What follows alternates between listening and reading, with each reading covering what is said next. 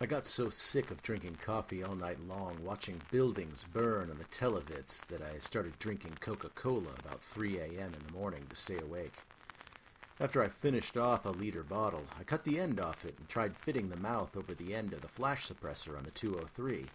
It was a perfect fit. I leaned the rifle over in the corner and thought that might make a good way to muffle the noise if I had to go up on the roof and snipe from the positions I had picked out the previous evening.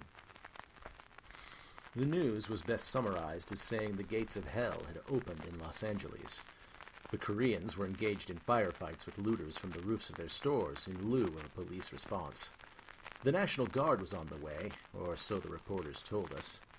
Daryl Gates was getting asked complicated questions like why the police had been holed up inside the station for 3 days during the worst riots in United States history. He just gave him dumb looks and shrugged. The looters were getting more sophisticated and organized, confident in the realization that they could operate in an unhindered environment by any law and order. The coming day had a quality about it of climax. Everybody had a buzz. This was the threshold we were going to step over and see what was on the other side of the world we had known previously. The fires had gone from local regions to widespread, now bursting into flame nearly everywhere and with no warning. The arsonists were using powerful accelerants and were effectively turning entire buildings into ashes in less than half an hour in some cases. The live feeds were just an endless series of buildings, one after another, starting to be addresses recognizable to me as only a few blocks south. This is what the news told us, aside from martial law and curfew, when I rose from the couch that morning with the smell of wood smoke in my lungs filling the air, and my wife told me she needed fresh milk for breakfast and real bread. She brushed off my suggestion we use the powdered milk and cook the bread flour I had purchased. She didn't like the way it tasted. She pointed out how quiet it was outside this morning and said the rioters were probably sleeping it off indoors. She said this was the perfect time to make a run to the Quick Mart for some staples. For some reason, this made sense at that time. I soon discovered it wasn't so.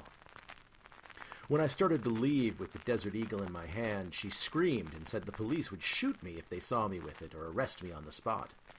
She said it was only 2 blocks and that I should just jog over, grab the groceries, and jog back. So I left the Desert Eagle at home, thinking she was right and it wasn't worth getting shot by the cops over some milk and bread. I didn't jog. I walked quietly and calmly down the alleyway with the sun still rising.